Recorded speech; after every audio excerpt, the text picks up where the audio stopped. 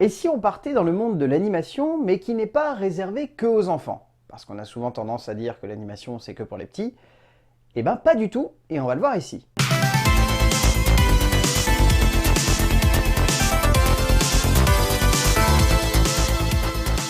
Et oui, parce que l'animation, malheureusement, ou heureusement d'ailleurs, ça dépend, les petits, ils n'ont pas toujours le droit de regarder ça. Parce que des fois, il y a soit des sujets, soit des formes, soit des manières de faire qui ne sont pas forcément pour tous les âges. Et c'est ça que j'avais envie d'explorer au sein de cette vidéo, c'est de vous montrer que le cinéma d'animation, même si je pense vous le savez, mais il y a quand même des gens qui n'ont pas l'air de s'en rendre compte, ça n'est pas que pour les plus jeunes. Et que des fois, même des films d'animation pour enfants peuvent réussir à conquérir les plus grands en cherchant à explorer des thématiques un petit peu plus profondes. Bon, ici, on va vraiment se concentrer que sur des films d'animation qui sont que pour les adultes, ou en tout cas réservés à un public un peu plus mature que simplement, voilà, comme je pourrais explorer un Toy Story et vous dire qu'il y a des réflexions et des thématiques qui vont un petit peu plus loin que simplement une histoire de jouets ou des choses comme ça. Mais du coup, j'avais envie d'explorer des choses un petit peu plus tarabiscotés ou des longs métrages que peut-être vous ne connaissez pas trop ou qui sont connus mais ont besoin d'un petit peu plus de visibilité. Enfin en tout cas voilà, j'avais envie d'explorer des films qui sortent un petit peu de l'ordinaire, qui vont explorer certaines limites du cinéma d'animation, qui vont tout simplement dans des directions complètement fumées. Bon voilà, on va être en nouveau parti pour un petit voyage dans de multiples genres et dans de multiples choses, au travers de multiples pays, et on ne va pas perdre une seule seconde et commencer tout de suite. Le premier film d'animation pour adultes que je vais évoquer ici est un monument, que je pense tout le monde connaît, ou si ce n'est le cas, a réussi à redécouvrir cet été dans les salles de cinéma parce que il y a eu une ressortie 4K restaurée du long métrage, et honnêtement, je pense partir dans un terrain que beaucoup de gens maîtrisent. Parce que Akira, de Katsuhiro Otomo, est un film culte. Un gros film culte, voire même pour certains, c'est carrément un classique de l'animation japonaise.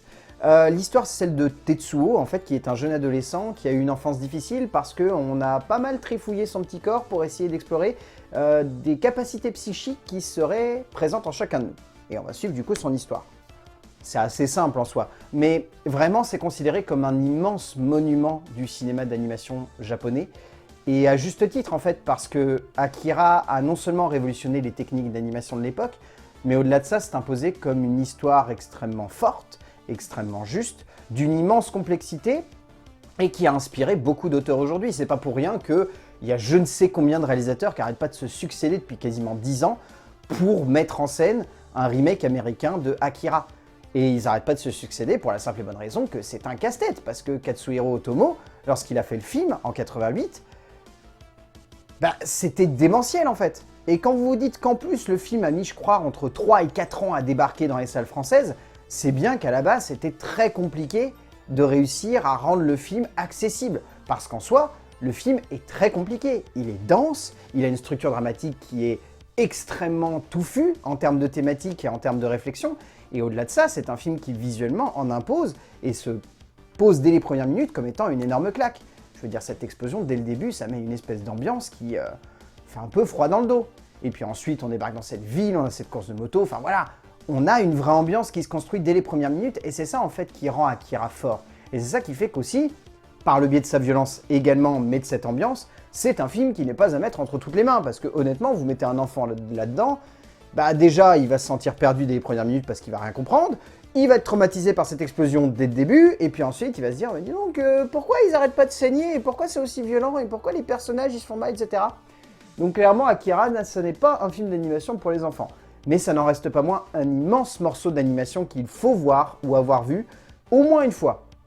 Parce qu'après, je peux comprendre qu'on puisse être fasciné par le film et qu'on ait envie de le remater encore et encore et encore, mais ça reste un film très compliqué, pas forcément toujours facile d'accès, et qui peut sonner comme une œuvre très complexe pour d'autres.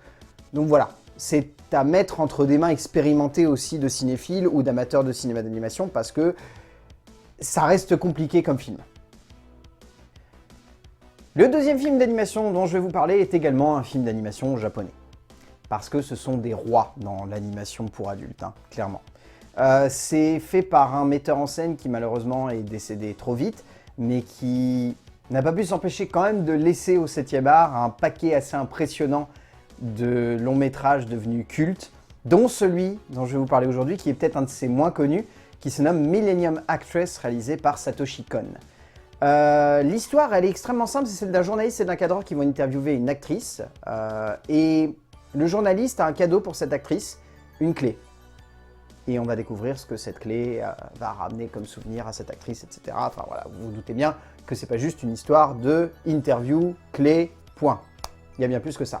Satoshi Kon est un metteur en scène d'animation complètement fou. Vous connaissez forcément Paprika ou Perfect Blue, qui sont des longs métrages qui sont devenus cultes, Perfect Blue étant une œuvre traumatisante, et Paprika étant une œuvre d'une complexité absolument dingue, dont certains estiment que Inception se serait pas mal inspiré pour concevoir son histoire.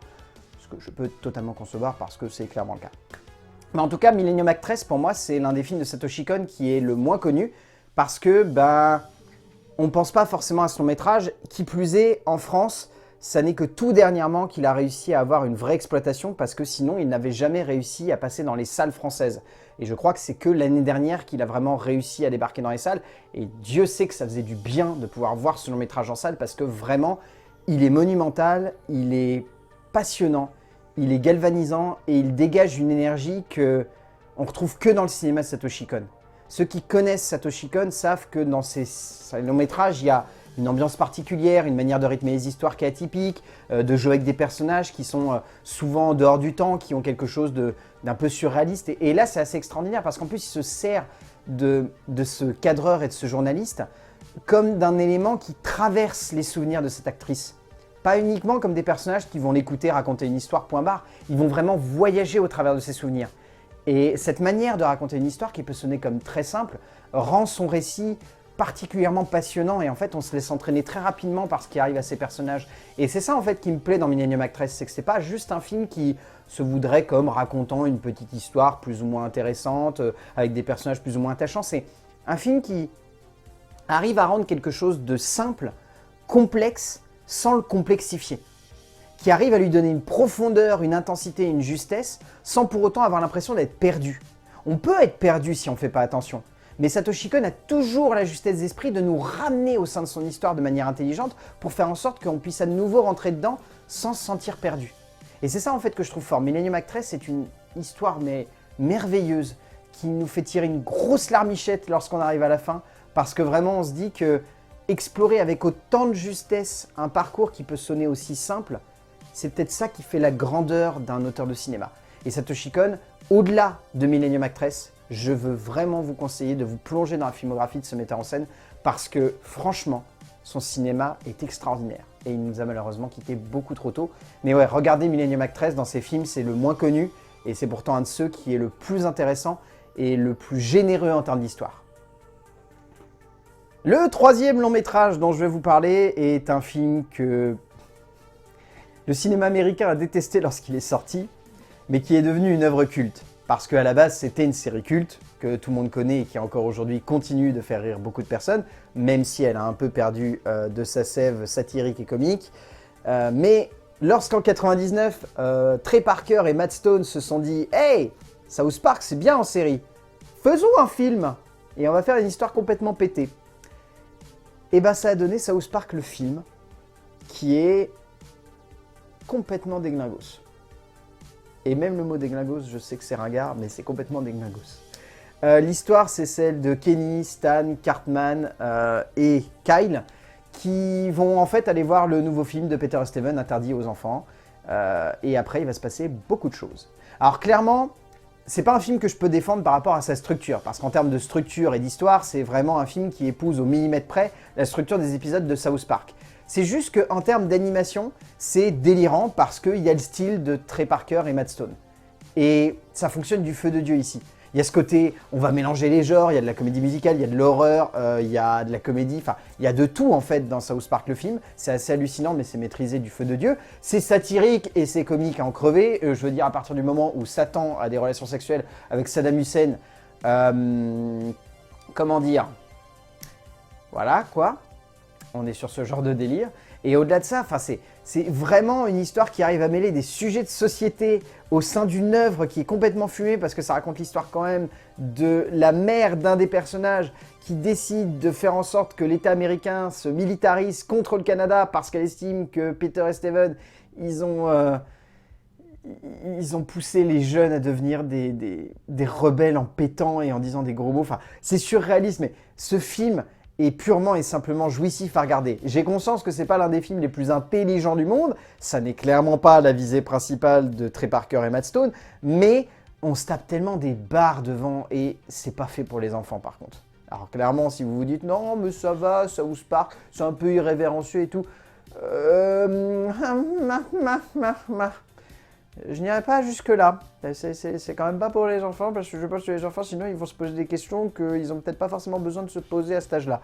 Mais vraiment, le film, enfin, je l'avais vu quand j'étais plus jeune et j'avais adoré. Et là encore aujourd'hui, c'est un film qui me fait mourir de rire parce qu'il est vraiment mais débile. Mais alors comme c'est pas permis, mais il fonctionne tellement à 200% dans sa débilité que je peux pas m'empêcher d'adorer regarder ce long métrage. Je trouve que South Park le film, c'est l'essence même de Trey Parker et Matt Stone poussé dans un extrême qui est totalement jouissif. Et si vous aimez ce film-là, j'avais envie de parler de l'autre film de Trey Parker et Matt Stone qui est Fou Furieux, mais c'est pas de l'animation. On peut pas considérer ça comme de l'animation. Je vous conseille très fortement de regarder Team America. Parce que dans le genre, c'est tout aussi pété que South Park, mais il y a en plus le côté marionnette, mis en scène comme de l'action, enfin c'est jouissif. Et aussi, Cannibal the Musical, si vous avez l'occasion, bon c'est un peu plus pété, ça part en plus d'une histoire vraie, donc ça rend le trip encore plus délirant. Mais je pense que vous avez vraiment moyen de vous amuser devant ça. Mais voilà, mais de toute façon, ouais, South Park, le film, c'est un immanquable, c'est un pur délire, c'est jouissif à regarder, c'est complètement fumé, enfin voilà. Si vous avez l'occasion de le regarder, je vous le conseille très fortement. Le quatrième long métrage d'animation dont je vais vous parler est un film beaucoup plus sombre que ceux qu'on a eu l'occasion d'évoquer avant, même si évidemment ceux d'avant ça restait de l'animation de fiction. Ici on est sur un mélange des genres très particulier que je trouve assez fascinant et qui personnellement m'a beaucoup ému lorsque j'ai vu le long métrage pour la première fois. Ça s'appelle Valse avec Bachir et c'est mis en scène par Harry Folman. L'histoire c'est celle d'Harry qui a rendez-vous dans un bar avec un ami qui va lui raconter une série de rêves qu'il a dernièrement où il est poursuivi par 26 chiens. Et on va découvrir que ces chiens ont une symbolique beaucoup plus profonde. C'est un film extrêmement noir, à mi-chemin entre le documentaire et la reconstitution historique, plus que vraiment un film historique. Et au-delà de ça, c'est une animation qui est très particulière, qui fait un peu penser à une espèce d'animation à la Scanner Darkly, c'est-à-dire on aurait déjà tourné avec les acteurs et ensuite on aurait retravaillé l'image pour que ça soit de l'animation derrière. Mais c'est bien plus que ça, je pense, Valse avec Bachir. C'est un film qui arrive à explorer l'être humain de manière très juste. Pour autant, c'est un film qui est très lucide par rapport à la thématique qu'il prend pour base. C'est un long métrage que je trouve très intense. C'est une œuvre qui personnellement me touche beaucoup lorsque je la vois parce que j'ai la sensation qu'il y a plus que simplement l'histoire d'un homme qui a envie de se confier face à une caméra. C'est l'histoire d'un homme qui a envie de vraiment faire une thérapie autour de ce qui lui est arrivé, des traumas de la guerre. Et le film est fascinant parce que visuellement, du coup, le fait que ce soit de l'animation, ça permet à Harry Folman de remettre en scène ses souvenirs de la guerre et de leur donner une iconicité et une imagerie qui est très atypique parce qu'on est à mi-chemin entre du cinéma un peu fantastique, par instant on va limite frôler l'horreur et cette exploration finalement des traumas de la guerre par le biais de cette forme, c'est quelque chose qui est assez fascinant à voir parce que la guerre, c'est déjà compliqué à raconter. Quand on voit des documentaires sur des grands moments de l'histoire, des grands moments sombres bien évidemment de l'histoire, on se dit que déjà les gens qui arrivent à l'évoquer, ils ont quand même du courage. Mais là, vraiment, je trouve que Harry Folman, au travers de Valse avec Bachir, il arrive à traiter ça de manière très intelligente tout en alternant avec des interviews, en renforçant les points de vue par le biais d'une imagerie qui est assez iconique finalement et qui arrive à capturer la cruauté de cette guerre. Et c'est ça en fait qui rend Valse avec Bachir fort. Bien au-delà de la maîtrise du cadre, bien au-delà de la maîtrise de l'animation, bien au-delà de la justesse d'esprit avec laquelle il évoque certaines thématiques, c'est un film qui réussit vraiment à nous prendre aux tripes et à jamais pour autant sortir de son optique de base qui est de faire un cinéma à moitié expérimental par le biais de l'animation et qui permet du coup de mêler un peu les genres et de mêler les traitements aussi qu'on a l'habitude de faire de ce type de cinéma. Parce que vraiment, on est à mi-chemin entre le documentaire et la fiction. Pour moi, je ne peux pas juste dire que Valse avec Bachir est un documentaire. C'est pas le cas. C'est beaucoup plus que ça. Et le dernier film dont je vais vous parler est une œuvre psychédélique d'animation japonaise qui est pour moi personnellement un immense chef-d'œuvre et qui m'a profondément marqué la première fois que je l'ai vu, puisqu'en plus de ça, j'ai eu l'occasion de le voir dans une salle de cinéma. C'est un film qui se nomme Belladonna, ou Belladonna of Sadness, de Eiichi Yamamoto. C'est une œuvre complètement folle, que ce soit dans son histoire ou dans sa manière de la raconter, parce qu'en gros l'histoire s'inspire d'un conte japonais qui est assez glauque en soi, vous allez me dire, lorsque je vais vous raconter l'histoire. C'est celle d'une jeune paysanne qui se nomme Jeanne, qui, faute de pouvoir se marier avec l'homme qu'elle aime, Jean, parce qu'elle n'a pas assez d'argent, va se retrouver violée par le seigneur de la région dans laquelle elle est. Oui, c'est glauque. C'est extrêmement glauque. Le film est à ne vraiment pas mettre entre toutes les mains. D'ailleurs, je crois qu'il est interdit au moins de 16 ans, si je ne me plante pas, parce que vraiment, c'est une œuvre qui a un univers et une manière de raconter l'histoire qui est très anxiogène et surtout très explicite. C'est un film qui, par moments, est vraiment de l'ordre du macabre et qui n'est pas du tout joyeux. Alors, quand je dis pas joyeux, c'est un euphémisme. Mais c'est également un film qui brasse de nombreux genres. C'est à la fois un film d'épouvante, mais c'est également une espèce de trip hallucinogène. Quand je dis ça, je le dis avec pas qu'un peu, c'est beaucoup, c'est très hallucinogène comme film. Et au-delà de ça, c'est un film qui prend vraiment au trip le spectateur et qui l'embarque dans une ambiance et dans une manière de concevoir la mise en scène qui ne peut pas laisser de marbre. C'est clairement un film qui marque par sa justesse d'esprit quant au visuel, et on sent qu'Yamamoto, il a envie de plonger le spectateur non seulement dans les méandres de cette jeune femme, qui va vivre tout un tas de péripéties qui visuellement vont être finalement le miroir de ce qu'elle ressent à l'intérieur d'elle-même, et ça va autant passer par des moments de joie que par des moments de tristesse, que par des instants où vraiment l'imagerie va être colorée, que par d'autres où on n'est pas loin d'être devant des imageries extrêmement terrifiantes et glauques. Et c'est ça en fait qui impressionne devant le long métrage, c'est qu'on est vraiment devant un pur délire et qu'il y a un cinéaste qui était en train de faire ça, qui s'est dit « tant pis, on y va à fond, ça va marcher, ça va convaincre le spectateur, il va rentrer dedans » et c'est ça en fait qui marche du feu de Dieu devant Belladonna, c'est que l'univers de Yamamoto est concret, il est clair dans sa démarche et ce qu'il a envie de faire ressentir au spectateur et il souhaite nous embarquer le mieux possible là-dedans. Et personnellement, j'ai été totalement embarqué et encore aujourd'hui, je reste figé devant la puissance visuelle et la justesse graphique du long métrage de Eiichi Yamamoto, qui est pour moi un immanquable de l'animation pour adultes, qu'il faut absolument avoir vu au moins une fois, parce que j'ai bien conscience que c'est pas un film qu'on peut remater tous les jours en mode « Ah, c'est trop bien, je vais remater ça en boucle et en boucle ». Non, non. Clairement, Belladonna, c'est à mater avec parcimonie, avec logique, et surtout en sachant exactement ce qu'on va voir. Et bien voilà, on a fait un petit tour. J'espère que j'aurai réussi à vous faire découvrir ou à vous faire, en tout cas, apprécier l'idée de regarder des films d'animation qui ne sont pas que pour les enfants. Parce que j'ai bien conscience que, encore une fois, pour beaucoup de gens, le film d'animation égale film pour enfants. Vous l'aurez compris au travers des longs métrages que j'évoquais ici, ça n'est clairement pas le cas, il y a beaucoup plus derrière tout ça. J'espère encore une fois vous avoir fait découvrir des petites perles, ou si ce n'est pas le cas, avoir conforté votre idée de vouloir absolument regarder ces films. Je vais encore une fois vous demander de me mettre dans les commentaires les films d'animation pour adultes que vous aimez. Et peut-être si d'ailleurs un de ces films d'animation que j'ai cités juste avant, vous les avez découverts trop tôt et peut-être du coup vous êtes passé à côté de la plaque, j'aimerais bien savoir ça. Et d'ici là, encore une fois, je vais vous dire de regarder des films parce que c'est bien de regarder des films et qu'on se retrouvera pour parler de films, bien évidemment. A plus.